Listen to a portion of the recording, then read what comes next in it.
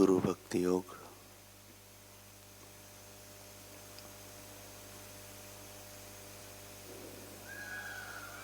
आध्यात्मिक गुरु साधक को अपनी प्रेम पूर्ण एवं विवेकपूर्ण निगरानी में रखते हैं तथा आध्यात्मिक विकास के विभिन्न स्तरों से उसे आगे बढ़ाते हैं। वेद भी ज्ञान मार्ग के पथ प्रदर्शक गुरु की प्रशस्ति गाना नहीं चूकते। साधक कितना भी बुद्धिमान हो, फिर भी गुरु अथवा आध्यात्मिक आचार्य की सहायता के बिना वेदों की गहनता प्राप्त करना या उसका अभ्यास करना उसके लिए संभव नहीं है। गुरु अपने शिष्य की दैवी शक्तियों को जागृत करते हैं। प्रथम तो अपने गुरु को, आध्यात्मिक आचार्य को खोज लो, जो आपको अनंत तत्व अथवा शाश्वत चेतना प्रवाह के साथ एकत्व साधने में सहाय कर सके। आध्यात्मिक मार्ग में सलामती पूर्वक दृढ़ता से आगे बढ़ने के लिए अपने गुरु के द्वारा ही शिष्य को सूचनाएं मिल सकती है। अपने गुरु की इच्छा के शरण हो जाओ, उनको आत्मसमर्पण करो, तभी आपका उद्धार होगा। ईश्वर की कृपा गुरु का रूप लेती है। गुरु अपने शिष्य को अपने जैसा बनाते हैं, अतः वे पारस से भी महान हैं। संसार सागर को पार करने के लिए गुरु जैसी कोई नौका नहीं है। किसी शिष्य ने अपने सद्गुरु से पूछा कि हे गुरुदेव, एक ही गुरु से किसी शिष्य को कम तथा किसी को अधिक लाभ क्यों मिलता है? सद्गुरु ने कहा, वत्स, इस नगरी के गली मोहल्ले और रास्तों को तुम जानते हो?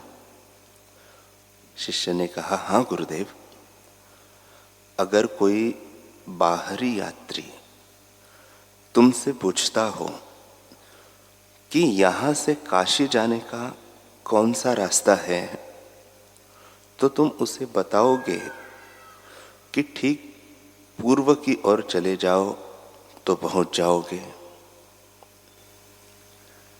एक अन्य यात्री भी आके तुमसे यही पूछे कि श्रीमान, मुझे काशी जाना है, किस दिशा में जाऊं, तो उसे भी तुम वही दिशा बताओगे।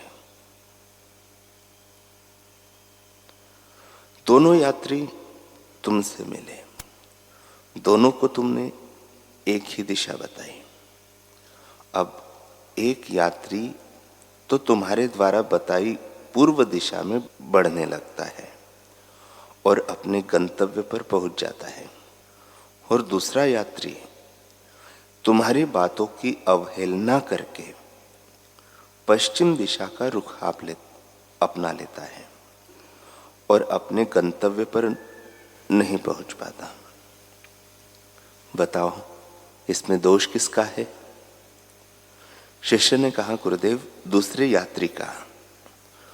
उसी तरह गुरु सबको एक समान उपदेश करते हैं, सबको एक सा मार्ग दिखाते हैं, पर जो शिष्य गुरु के बताए हुए रास्ते पर चलने के लिए कटिबद्ध हो जाता है, वह तो अपने सच्चे गंतव्य यानी परमात्मा को पा लेता है, और जो मनमाना आचरण करता है वह भटक जाता है।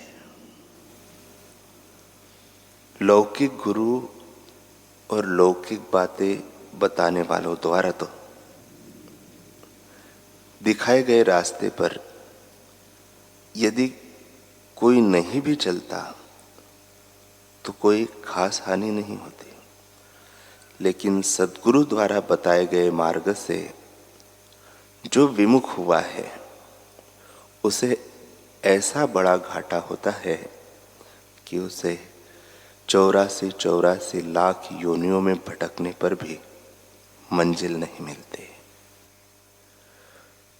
वेदांत के सत्शास्त्र, भगवान और ब्रह्मवेत्ता सद्गुरु हमें एक ही परम मंगलकारी मार्ग बताते हैं।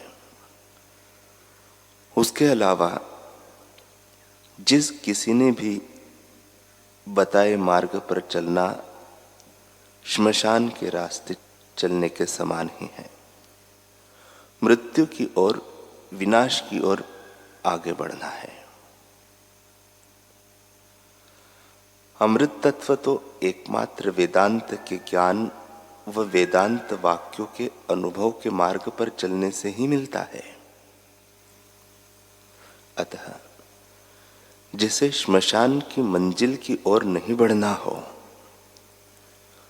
जीते जी मृत्यु तुल्य दुखों की पीड़ा से बचकर परमानंद को पाना हो, अपने अमरत्व में जागना हो, उसके लिए अपने ब्रह्मवेत्ता सद्गुरु का आज्ञा पालन ही वास्तविक आज्ञा पालन है और उनके सिद्धांत पर चलना ही वास्तविक चलना है।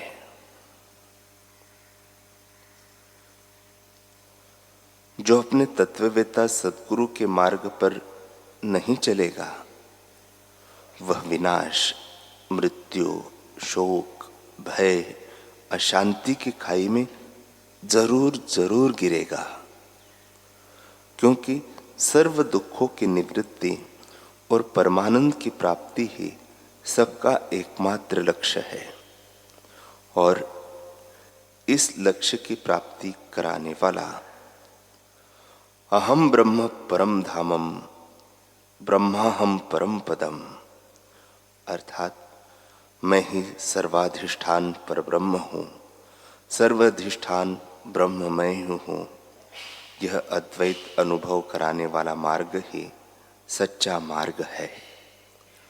अन्यों के द्वारा बताए मार्ग नहीं है। वेदांत वेत्ता निस्वार्थ समता के परम सिंहासन पर विराजमान ऐसे सद्गुरु के बताए मार्ग पर चलकर उस पुरुषोत्तम को जान के ही मनुष्य जन्म मृत्यु के बंधन से सदा के लिए छुटकारा पाने में समर्थ हो जाता है।